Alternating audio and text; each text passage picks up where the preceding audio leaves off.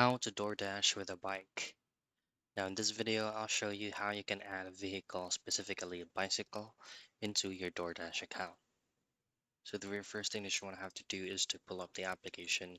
But before you log in, make sure that you're using the latest version of the app by going into Google Play Store to update the application.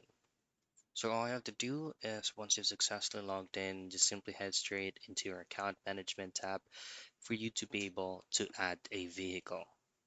Now, under new vehicle details, change the vehicle type into bicycle, and then you just have to take a photo of the bicycle that you're using for you to be able to successfully adding a specific bicycle into your account. Now, once you've successfully added it, you can go ahead and choose on yes, I have insurance and agree to the insurance requirements for the vehicle that you're adding, and then choose on add vehicle. And that's basically it. That's how you DoorDash with a bike.